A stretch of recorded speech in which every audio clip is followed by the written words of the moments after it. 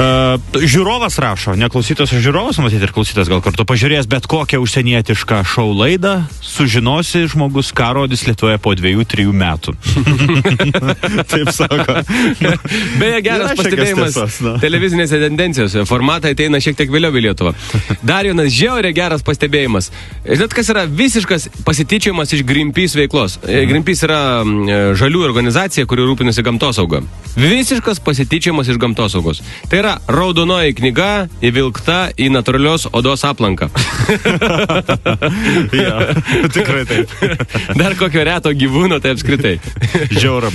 Na gerai, labai čia daug tokių išmiegamojo atsiuntėte, bet ką darysi, matyt, penktadienis jums galvoja šiandien vyras viduryje nakties. Arba iš vakaro sutinka žmoną lovoje, kiša į kažkokias tabletes, iškės stiklinė vandens, ištirpdytos tabletės, putoja, žinai, įmus sako, brangio, išgerk. Kas čia yra, sako, ši nesąmonė, duodi kažkokia čia yra tokia. Čia, sako, yra tabletės duo galvos skausmo. Betgi man neskauda jokios galvos. Pagaliau. Labai gerai. Apie šeimyninius reikalus, apie besilaukiančią moterį. Šiaip labai subtilus ir fainas toks. Skambina, neseniai sužinojus apie, reiškia, kad laukės žmona vyrui. Sako, labukas. Nu, labas, kaip tu sakai, kad nieko, sako, papykino, bet šiaip viskas gerai. Nu, sako, ką norėjau pasakyti? Sako, aš noriu to pasakyti, kad kai grįši iš darbo, tai bus makaronai, bet tokie paprasti, nežinau, turbūt makaronai su kečiupu, gal kažkaip ten kumpiuko kažkokio. Sako, nu tai gerai. Tai va, tai gerai. Tai kai tu darysi, tai ir man padaryk. Ja, ar čia tas pasidai, nori kavos, brangioji. Jo. Nu, gerai labai, tai ir man padaryk. Ja, negali pasiginčyti.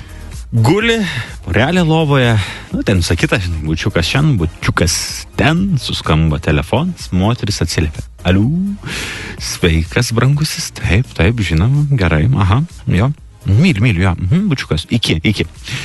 Nu, padėjo ragelį, žinai, tas, kur šalia klausia, kas šito skambina? Kas sako? Mano vyras, žinai.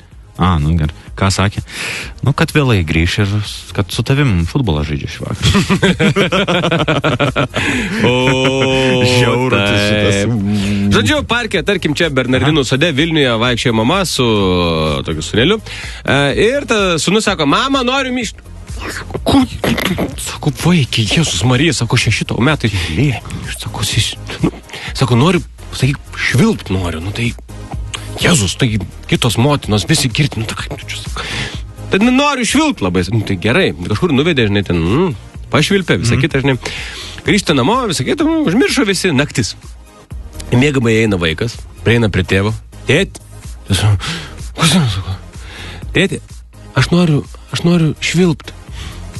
Blemba, Jėzus, noriu, antrą naktis, ką tu čia darai, dabar reik mėgot. Tėti, aš labai noriu švilpt. Tai rytoj, kartu pašvilpsim, ką tu čia šneki dabar nesąmonės, eik mėgot antrą nakties, Jėzus, man darbą rytoj. Aš neiškęsiu, aš taip noriu švilpt, tai įsivaizduoju. Jėzus, Marija, gerai. Švilp, bet ateik taip tyliai man jausi. Geras.